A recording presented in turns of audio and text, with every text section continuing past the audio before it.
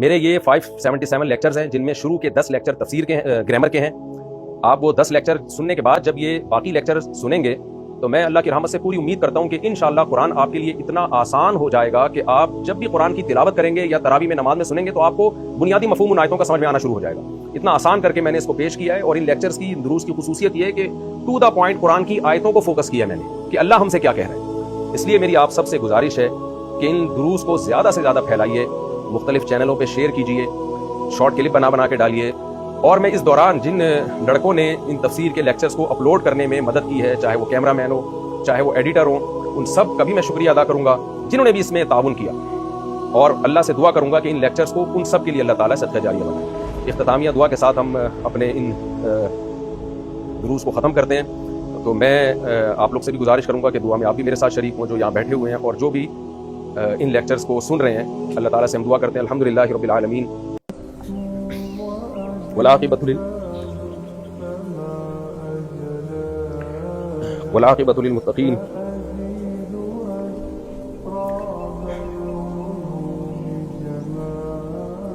الصلاۃ والسلام علی رسولہ الکریم وعلی آلہ وصحبہ اجمعین۔ اے اللہ ان دروس کو اپنے دربار میں قبول فرما، ان میں جو کمی کوتاہی ہوئی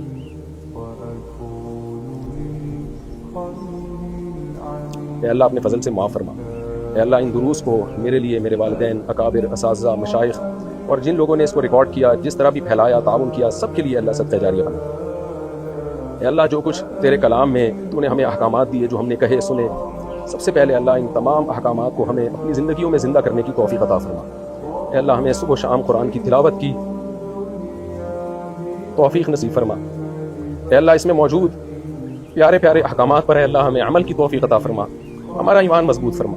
اے اللہ اس کلام کو ہمارے لیے قیامت کے دن حجت بنا۔ اے اللہ اسے ہمارے خلاف حجت نہ بنا۔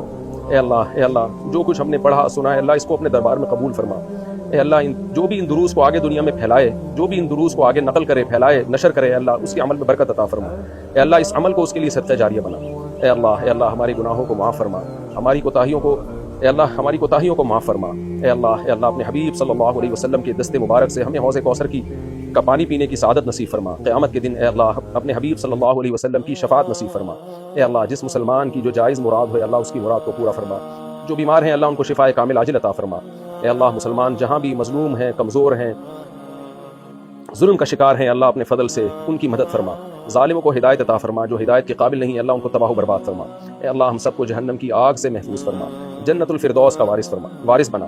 صلی اللہ تعالی علی خیر خلقہ محمد وعلی آلہ وصحبہ اجمعین برحمتک یا ارحم الراحمین۔